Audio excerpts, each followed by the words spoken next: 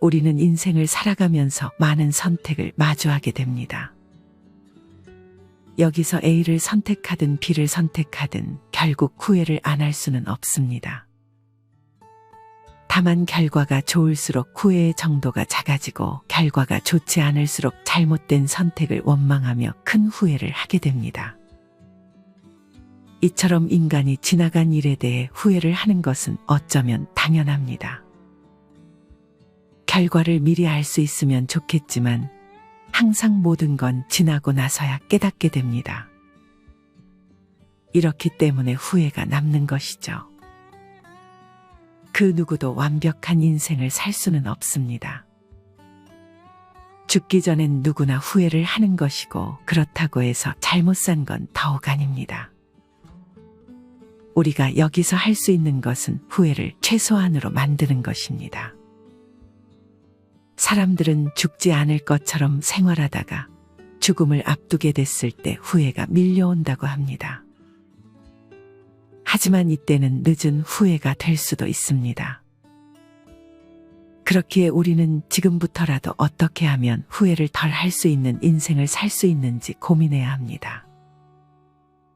이런 후회를 줄이기 위한 방법으로 우리는 우리보다 오래 산 인생 선배들의 조언에 귀를 기울이는 것도 좋은 방법이 될 수 있습니다. 상황이 닥치기 전까지 우리는 어떤 후회를 할지 모르게 되는 경우가 많기 때문입니다.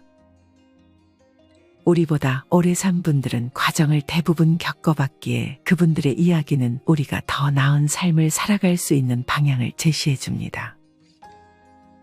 그렇다면 노년의 나이가 된 인생 선배들은 후배들에게 어떤 조언을 해줄까요?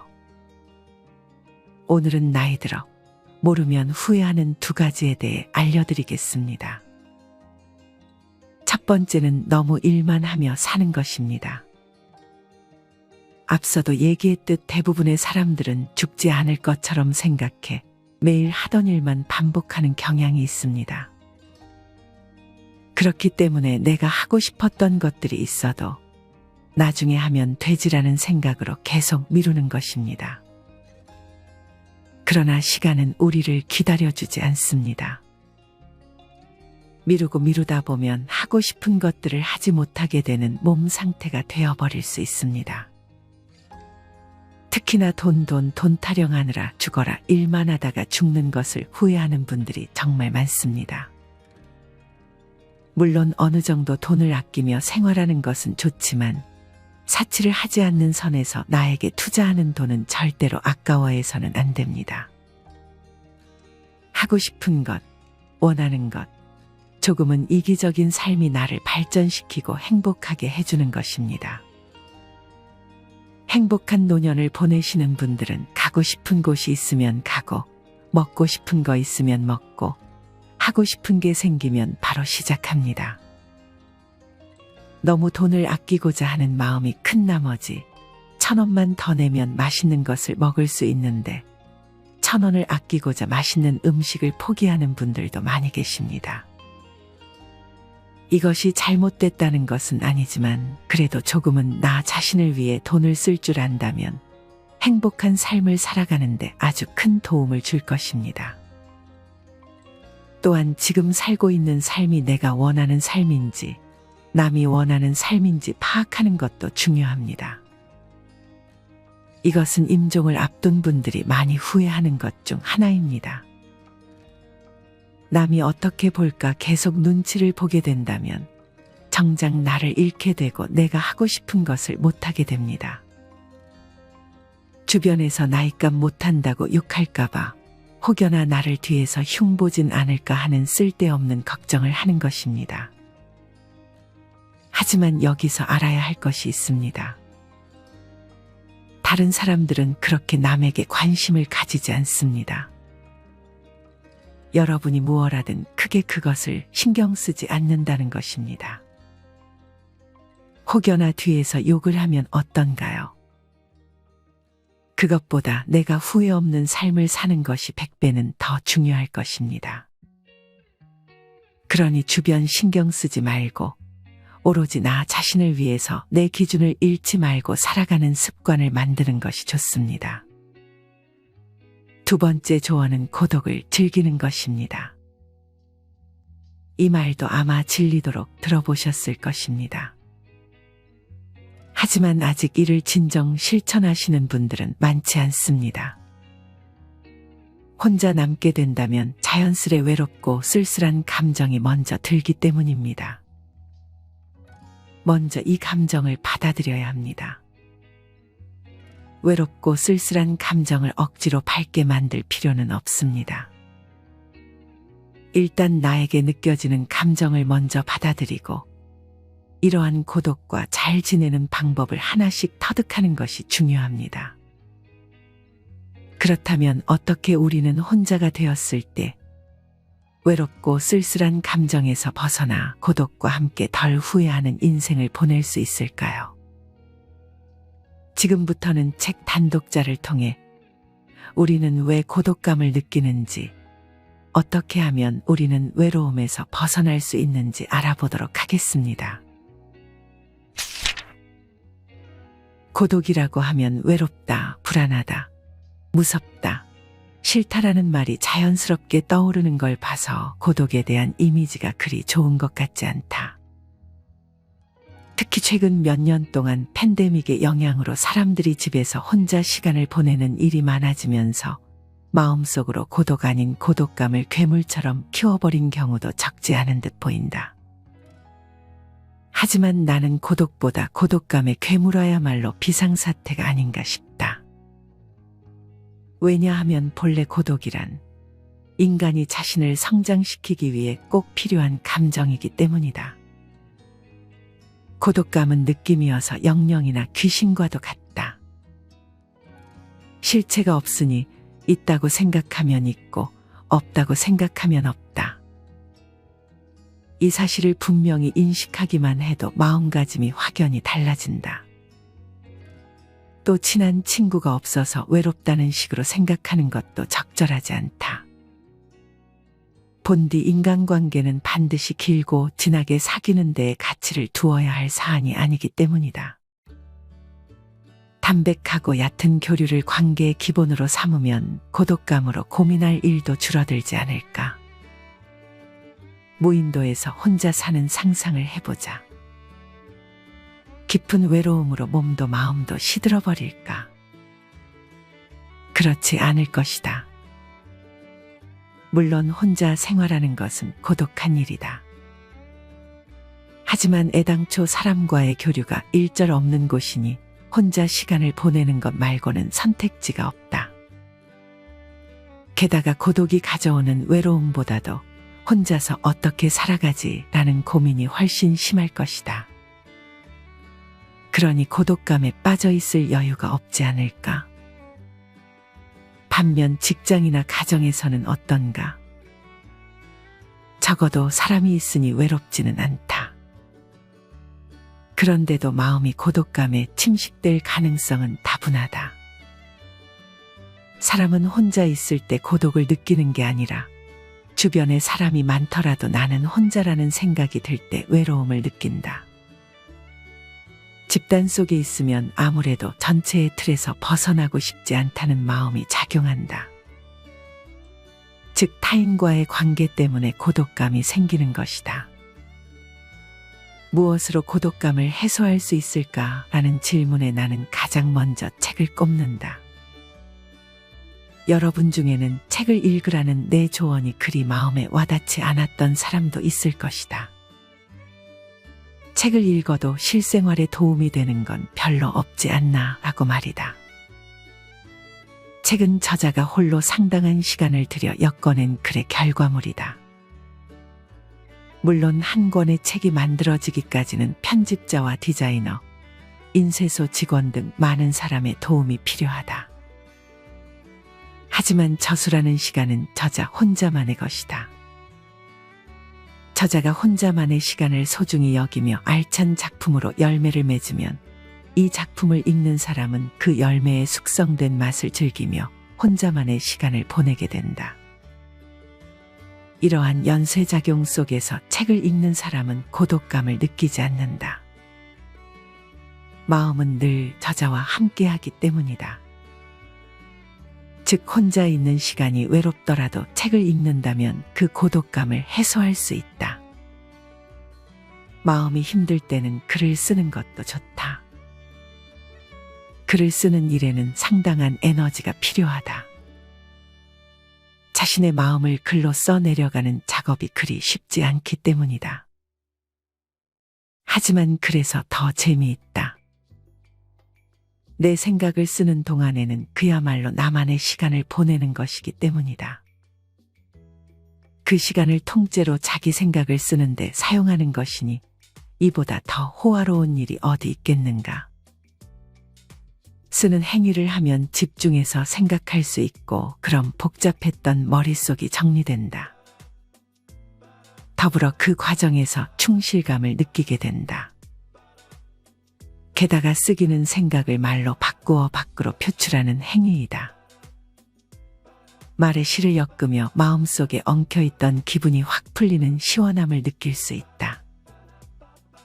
또한 고독감을 해소해주는 벗으로 음악만한 것도 없다. 책을 읽는 데는 시간이 들지만 음악은 그렇지 않으니 참으로 큰 장점이 아닐 수 없다. 그러니 고독감이 들 땐 일단 음악을 틀고 그 공간에 몸을 맡겨보자. 일을 하면서 음악을 들어도 괜찮다. 멜로디를 배경 삼은 상황만으로도 외로운 마음의 위로가 된다.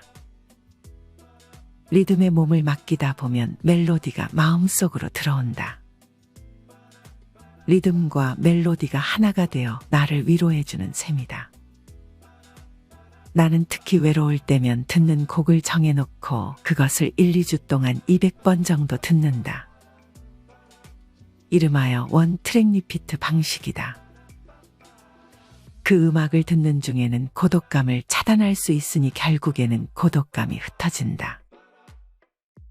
우리는 스마트폰을 비롯한 디지털 기기를 과하게 사용한 탓에 심신이 더욱 피폐해졌다고 할 수 있다. 둥지 생활에는 이런 경향을 더 심화시키는 면이 있다. 몇 년 전 인스타 브레인이라는 책이 출간되었다.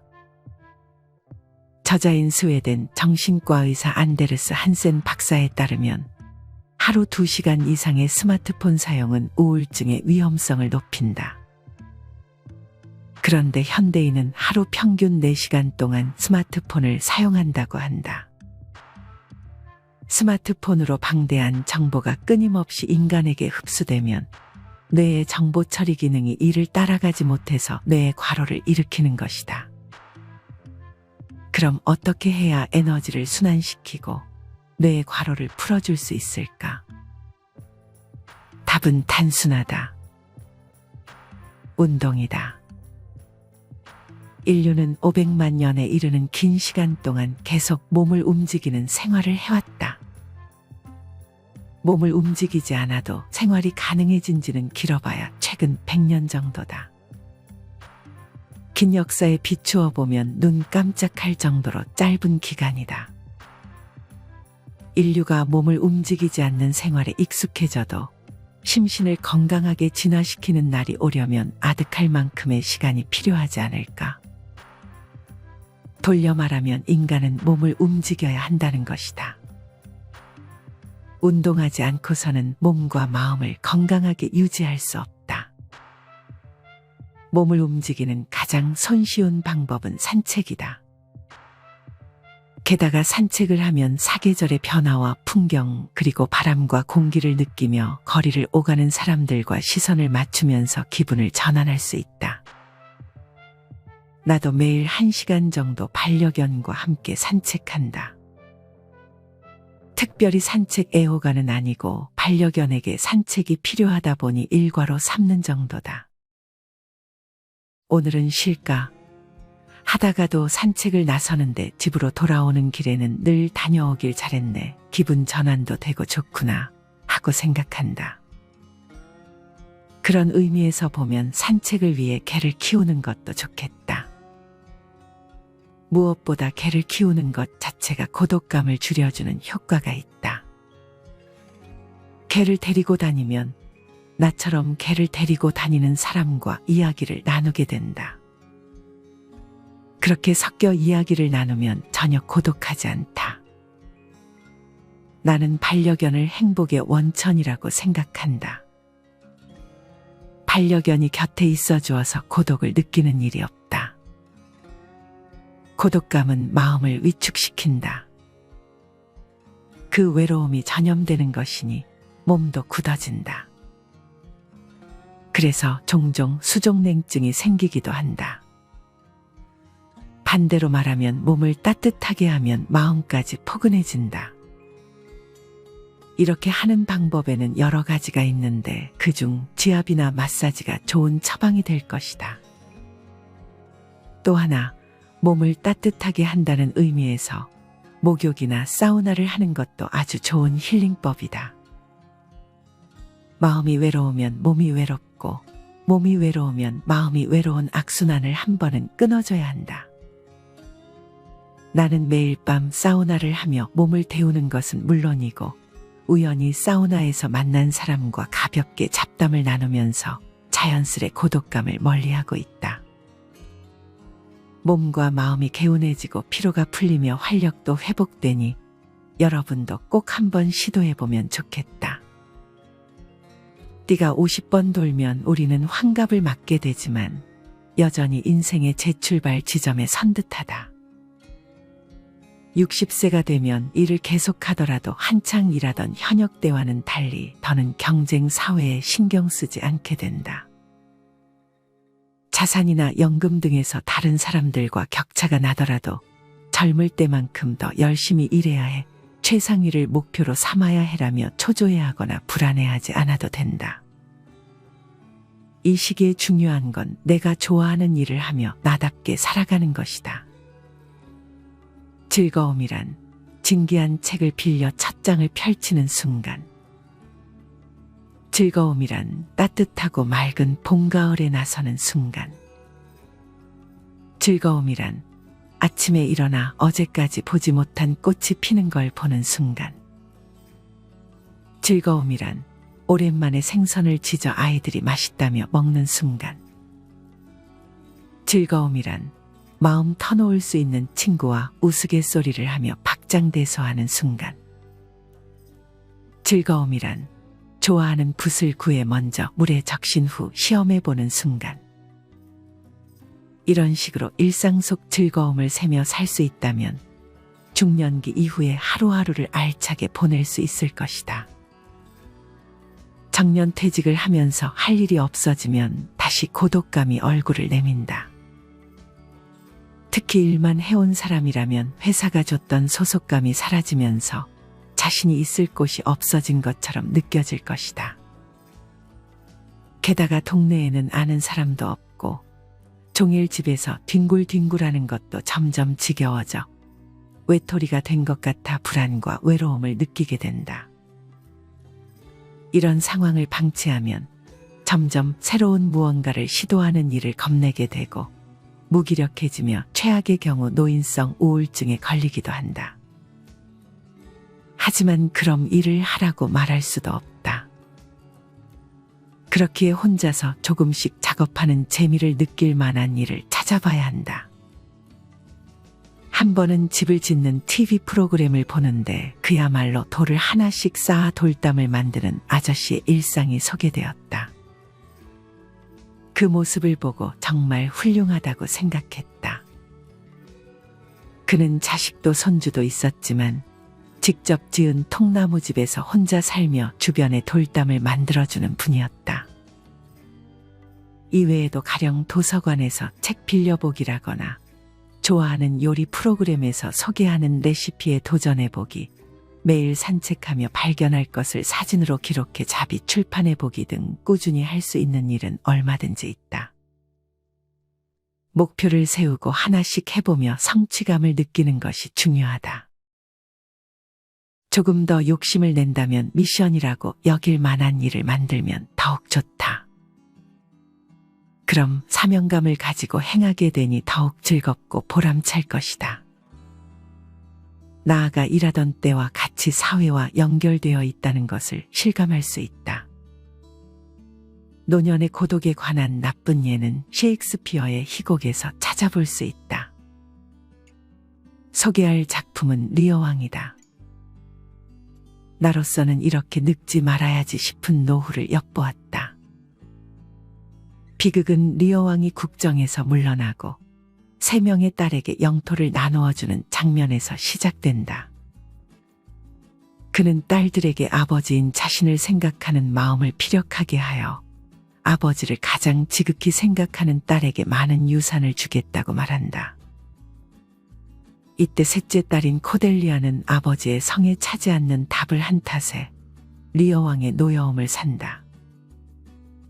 셋째 딸을 제외하고 첫째 딸과 둘째 딸에게 재산을 나누어준 리어왕은 50명의 시종을 데리고 두 딸의 집에 방문하는데 딸들은 아버지의 시종들까지 먹이고 재워줄 수 없다며 홀로 오게 한다.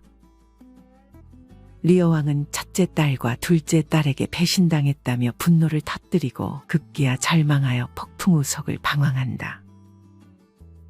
고독의 수렁에 빠진 노인 리어왕의 포효가 이어지는 이 장면은 매우 극적이다. 바람아 불어라. 나의 뺨을 찢을 때까지 불어라. 미쳐 날뛰어라. 리어왕은 결국 셋째 딸 코델리아를 찾아가 위로를 받지만 결국 이놈도 저놈도 살인자다. 모반을 꾀한 놈이다라고 외치며 숨을 거둔다. 좋다고 해야 할지 나쁘다고 해야 할지 리어왕은 마지막까지 기운이 넘친다. 미쳐 날뛰는 리어왕을 보는 게 재미있을지 모르나 실제로 이런 노인이 가까이 있다면 큰일이다. 왜냐하면 스스로 고독을 자초할 뿐이기 때문이다. 우리는 리어왕의 비극을 통해 노인이 고독해지지 않으려면 필요한 자세 3가지를 배울 수 있다. 첫째, 생전의 재산 증여를 서두르지 않을 것.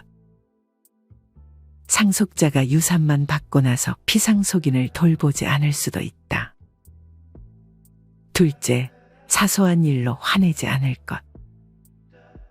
나이가 들면 완고해지고 참을성이 없어지는 탓인지 일이 뜻대로 되지 않으면 금세 화를 내는 경향이 있다. 나는 이를 노인성 화증후군이라고 부르는데 반드시 주의하는 것이 좋다. 셋째, 자신의 노후는 스스로 책임지도록 준비할 것. 그렇지 않으면 자식에게 짐이 될 수 있다. 이렇게 극중에서 리어왕의 모습을 참고하여 노후 계획을 세워보는 것도 좋겠다. 지금까지 우리는 책 단독자와 함께 기꺼이 고독을 만끽하는 법에 대해 배웠습니다.